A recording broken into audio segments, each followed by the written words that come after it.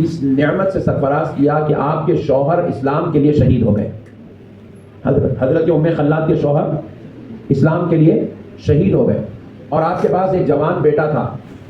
تو حضرت ام خلاد نے اپنے جوان بیٹے کو، یہ حضرت ام خلاد خاتون کا نام ہے، صحابیہ کا نام ہے، آپ کے شوہر شہید ہو گئے اور آپ اپنے جوان بیٹے کو اللہ کی راہ میں رسول اللہ صلی اللہ علیہ وسلم کے اعلان کے بعد آپ نے جنگ کے لیے روانہ کر دیا. جب وہ جہاد میں گئے اور جو ہے انہوں نے وہاں پر کفار و مشرکین سے مقابلہ کیا، بعد از وہ جوان بیٹا بھی شہید ہو گیا. حالانکہ حضرت ام خلاد کو یہ ایک ہی بیٹا تھا جو ان کی پرورش کرنے والا تھا، جو ان کو کھلانے پلانے والا تھا، ان کی جو ہے نگہبانی کرنے والا تھا. لیکن اب وہ ایک بیٹے کو بھی انہوں نے اسلام کے لیے بھیج دیا اور وہ شہید ہو گیا. پھر اس کے بعد حضرت ام خلاد رضی اللہ تعالی عنہ کو یہ اطلاع ملی کہ جنگ ختم ہو گئی ہے. تو حضرت ام خلاد اپنے بیٹے کو لینے کے لیے رسول پاک صلی اللہ علیہ وسلم کے دربار میں تشریف لائی.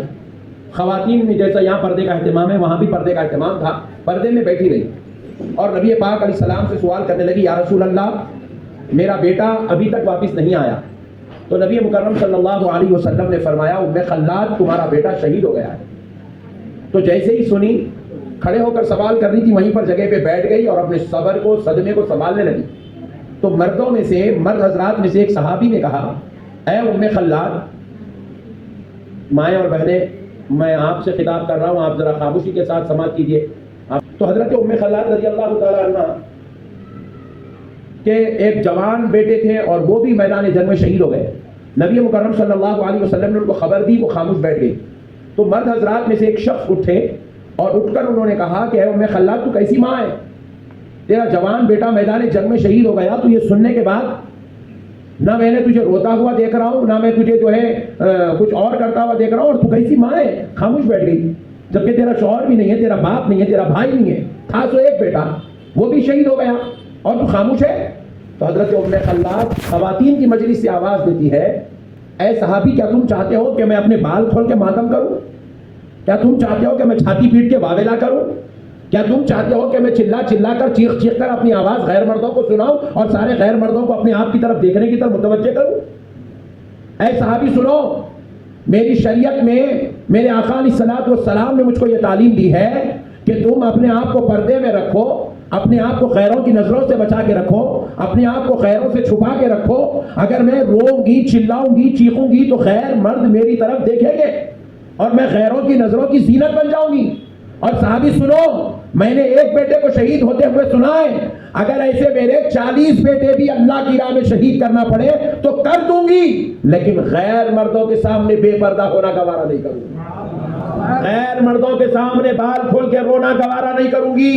چھاتیاں پیٹ پیٹ کر لوگوں کے سامنے واویلا کرنا گوارا نہیں کروں گی. اللہ اکبر. تو اب یہاں پر میں اس حدیث پاک سے ایک درس ہماری ماں اور بہنوں کو دینا چاہتا ہوں. میری مائیں اور بہنیں نماز پڑھتی ہیں ماشاءاللہ، خصوصاً ہماری جو خانقاہ جنیدیہ سے وابستہ مائیں اور بہنیں، میں ان سے ایک بات کر رہا ہوں. یہ میری مائیں اور بہنیں نماز پڑھتی ہیں، روزہ رکھتی ہیں، زکوٰۃ دیتی ہیں، حج کرتی ہیں، اللہ ان کو کرا دے حج، عبادت کرتی ہیں، تسبیح پڑھتی ہیں، ذکر و اذکار کرتی ہیں، قرآن پاک بھی پڑھتی ہیں ماشاءاللہ، اللہ کا فضل ہے. خانقاہ بھی بڑی پابندی سے تشریف لاتی ہیں. میں نے ان کی 10 اچھی صفات آپ کے سامنے گنوا دی. مائیں اور بہنیں اس کے اوپر بہت ہی زیادہ مبارکباد کے لائق ہیں. لیکن میں میری ماں اور بہنوں سے خواہش کروں گا، تم نے یہ جو اعمال کیا ہے نا، یہ اعمال میں سب سے بڑے درجے کا عمل ہے اپنے آپ کو غیر مردوں سے چھپا کے رکھنا. سبحان اللہ. سب سے بڑا عمل، سب سے بڑا عمل اپنے آپ کو غیر مردوں سے زور کے بولو اور زور سے بولو، چھپا کے رکھنا. غیر مردوں سے اپنے آپ کو چھپانا. ضرورت کے تحت جب کوئی ماں اپنے گھر کے باہر، بیٹی بہن اپنے گھر کے باہر نکل رہی ہے، آٹو کے ذریعے سے، اولا کے ذریعے سے، رکشہ کے ذریعے سے، بس کے ذریعے سے، ٹرین کے ذریعے سے، پلین کے ذریعے سے اگر وہ سفر کر رہی ہے تو پھر ایسے وقتوں میں عورت کو چاہیے کہ وہ اپنے جسموں کو، اپنے کپڑوں کو برقعے سے ڈھانپ لے. کس سے ڈھانپ لے؟ زور سے بولیے. یہ برقع عورت کی زینت ہے. عورت کی زینت رانی کا ہار نہیں ہے، عورت کی زینت نیکلس نہیں ہے، عورت کی زینت سونے کے چڑیاں نہیں ہے. عورت کی زینت یہ ہے کہ وہ پردے والی ہے، یہ عورت کی زینت ہے. عورت کی شرافت اس کے کپڑوں سے نہیں، اس کے برقعے سے پہچانی جاتی ہے. عورت کی شرافت اس کے بناؤ سنگھار لوگوں کے سامنے ظاہر کرنے سے نہیں پہچانی جاتی، عورت کا بناؤ، عورت کی شرافت اس کے چھپنے سے پہچانی جاتی ہے۔ کس کے چھپنے سے؟ عورت کے چھپنے سے۔ ادھر کبھی نہیں ہے، عورت کے چھپنے سے اس کی شرافت پہچانی جاتی ہے۔ میں آپ کو ایک بات بولتا ہوں، ایک بات آپ میرے کو سمجھا دیجیے۔ اب سمجھیے کہ کوئی ہمارے آپ کے اپنی پڑوس میں کوئی ایسی خاتون ہے جو باہر نکل کے آپ کو بد کلامی کر دی جائے۔ کوئی عورت اگر آپ کے اوپر بد کلامی کرنا شروع کرے تو آپ بد کلامی کو بعد میں دیکھتے ہیں، ارے آخر اتنی خطرناک عورت کیسا ہے بھائی، روڈ پہ نکل کے آ گئی، بغیر برقعے کی آ گئی اور اتنا واویلا کر رہی، اتنے بد کلامی کر رہی، اتنی جو ہے ایل فیل گفتگو کر رہی ہے تو آپ تعجب میں پڑ جاتے ہیں۔ اب آپ غور کیجئے، پوری زندگی جب وہ عورت کا ذکر نکلے گا، حالانکہ انہیں گھر میں نماز پڑھ رہی ہوں گی، روزے رکھ رہی ہوں گی، قرآن پڑھ رہی ہوں گی، تلاوت کر رہی ہوں گی، ذکر کر رہی ہوں، کچھ بھی کر رہی ہوں گی، جب آپ کے سامنے ذکر نکلے گا، ارے باپ رے باپ بہت خطرناک ہے رے بھائی، اس کی بات نہ کو کر دو کیا؟ حالانکہ نماز پڑھ رہی ہوں گی، گھر میں انہیں تسبیح پڑھ رہی ہوں گی، ذکر کر رہی ہوں گی، لیکن اس نے نکل کے جو آپ کے سامنے جو اپنا اصلی روپ دکھایا بد کلامی کا اور بے پردگی کا، وہ بد کلامی والا روپ آپ کے لیے تھا مگر اس کا بے پردہ ہونا اس کے لیے تھا، تو وہ روپ آپ زندگی میں کبھی نہیں بھول سکتے۔ صحیح بول رہا ہوں، غلط بول رہا ہوں؟ ہاں، تو اس لیے بول رہا ہوں میں، جتنی ہماری مائیں اور بہنیں خانقاہ میں آئی ہیں، نماز پڑھ رہے، روزہ رکھ رہے، زکات کر رہے، صدقہ دے رہے ہیں اور تسبیح پڑھ رہے، ذکر کر رہے، قرآن کر رہے، ماشاءاللہ مسجد مدرسہ خانقاہ کو آ رہے ہیں، سب کر رہے ہیں، مگر ان سب میں سب سے بڑی بات یہ ہے، عورت اپنے آپ کو پردے کے پیچھے چھپا کے رکھنا۔ عورت اپنے آپ کو پردے کے زور سے بولو، زور سے بولو، عورت چھپا کے رکھنا۔ آپ بھی اپنے گھر میں سختی کے ساتھ بولنا۔ ہمارے پاس یوسف گڑے میں کلچر چل رہا، عصر کی نماز پڑھ کے آ کے عورتیں کیا کر رہے ہیں؟ چبوترے پہ بیٹھ جا رہی۔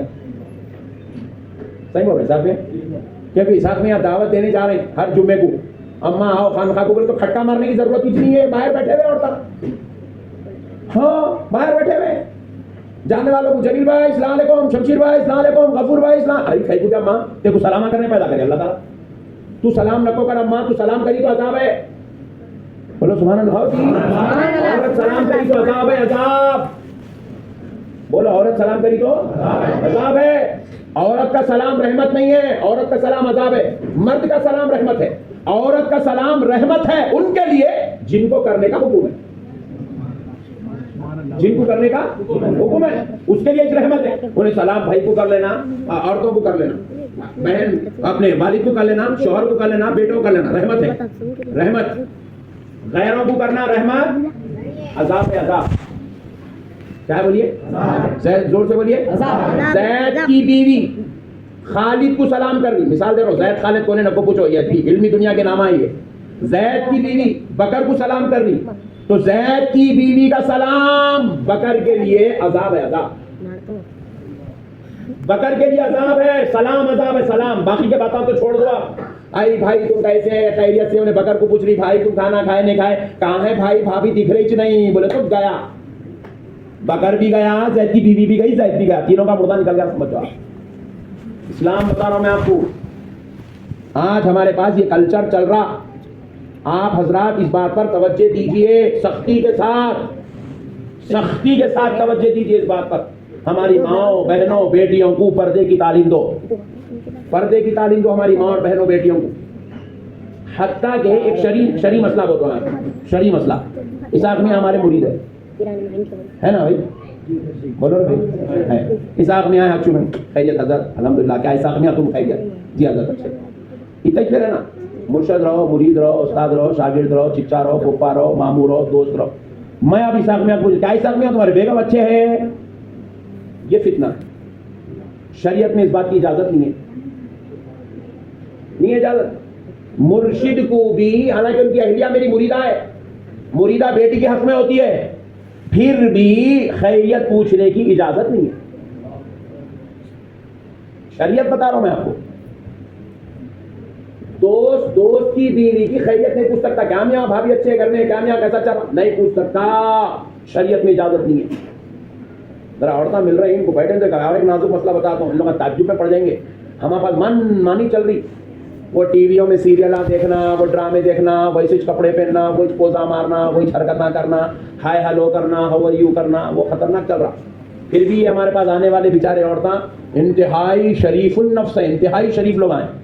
جو بچیاں جابس کر رہی ہیں، جو بچیاں کارپوریٹ کمپنیز میں جاب کر رہے ہیں، جو بچیاں جا کے جو ہے دوسرے کلچر میں رہ کے، ماحول میں رہ کے جو نوکریاں کر رہے ہیں، آپ ان کو دیکھیں گے تو آپ کے اوپر قیامت برپا ہو جائیں گی، قیامت. آج اگر مسلم معاشرے میں جو تباہی سب سے بدترین درجے کی ہے اور سب سے زیادہ پھیل رہی ہے، وہ ہے ہماری بچیوں کا مغربی ماحول کو قبول کر لینا.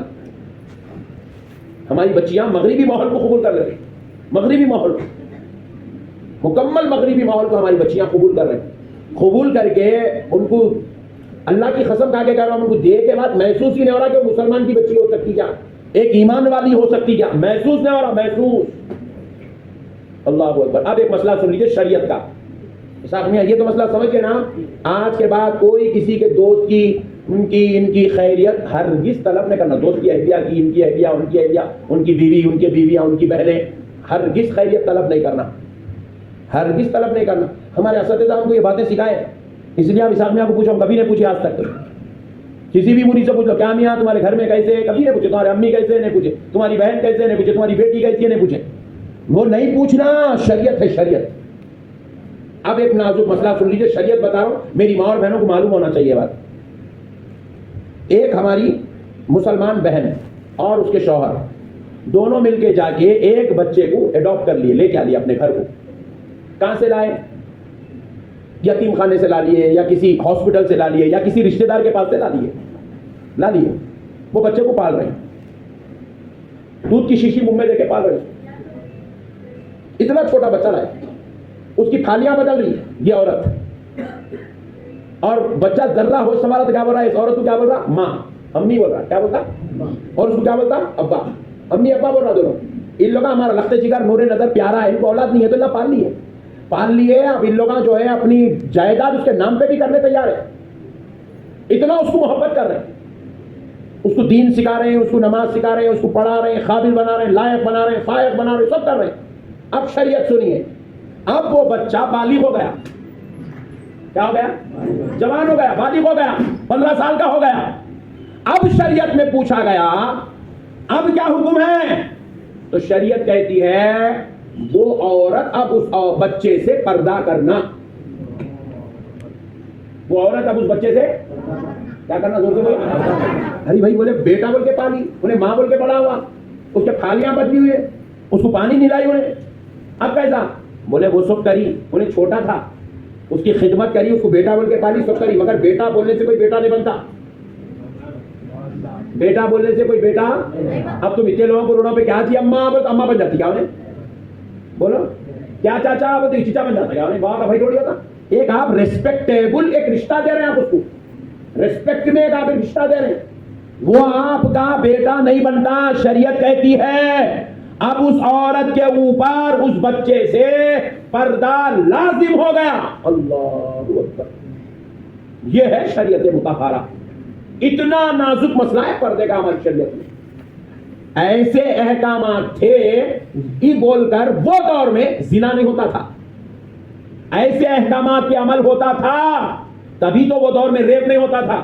ایسے احکامات پہ عمل ہوتا تھا تبھی تو کسی کی بیٹی گھر سے اٹھتی تھی، عزت کے ساتھ اٹھتی تھی، با احترام ہو کے اٹھتی تھی، شان و شرف و سعادت کے ساتھ اٹھتی تھی. آج نعوذ باللہ نعوذ باللہ نعوذ باللہ اتنا بدترین دور آ گیا. میں اپنی بات نہیں کر رہا ہوں، پورے ہندوستان کی بات کر رہا ہوں، آپ اپنے اوپر نہیں لینا. آج اتنا بدترین دور آ گیا. بعض بچیاں، بعض کچھ بچیاں ایسے ہیں جن کا نکاح ہو رہا مگر انہیں جو ہے اپنے شوہر کے پاس سیکنڈ ہینڈ ہو کے جا رہی، انہیں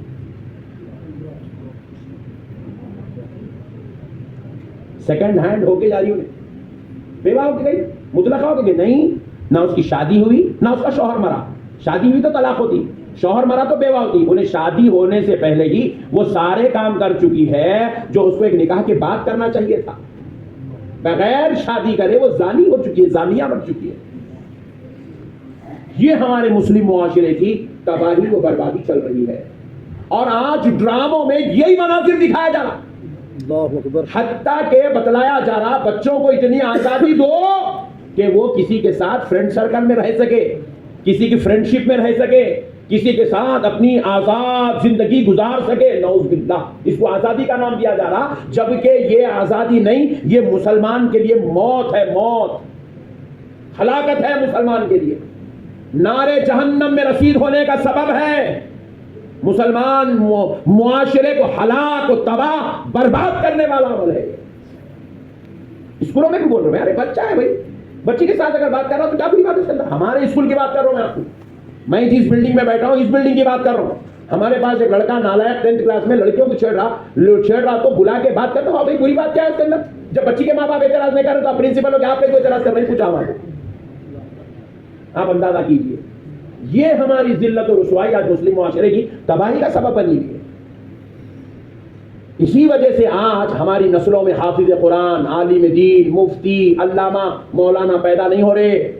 اللہ یہ رحمت کے دروازے بند کر دیا, کیونکہ ماں جب فاطمۃ الزہرا ہوتی ہے تو بیٹا حسن اور حسین جیسا پیدا ہوتا ہے. ماں جب فاطمہ ہوتی ہے تو بیٹا غوث الاعظم جیسا پیدا ہوتا ہے. ماں جب با کرامت ہوتی ہے, با عمل ہوتی ہے تو بیٹا معین الدین چشتی جیسا پیدا ہوتا ہے. ماں عبادت گزار تقویٰ شیار ہوتی ہے تو بیٹا بندہ نواز جیسا پیدا ہوتا ہے. بندہ نواز جیسا پیدا ہوتا ہے. آپ ایک بات یاد رکھیے گا, ہم یہ رشتے یہ نہ کریں, رشتے کرتے وقت یہ نہ دیکھیں کہ کیا ہے, کیسے ہے, کون ہے, یہ سب بات کے مسئلے. پہلے یہ دیکھیں کہ شرافت باقی ہے کہ نہیں ہے, یہ پہلا مسئلہ ہے. ذلیل و خوار لوگوں کو اگر گھر کو لائیں گے, ذلیل و خوار اولاد ہی پیدا ہوں گی. عزت دار شریف لوگوں کو لائیں گے تو گھر میں عزت دار شریف اولاد پیدا ہوگی, چاہے وہ عزت دار اور شریف لڑکی غریب ہی کیوں نہ ہو, امیر کیوں نہ ہو, متوسط خاندان کی کیوں نہ ہو, کچھ بھی ہو. شرافت کو پہلے مد نظر رکھیے, شرافت کو مد نظر رکھیے.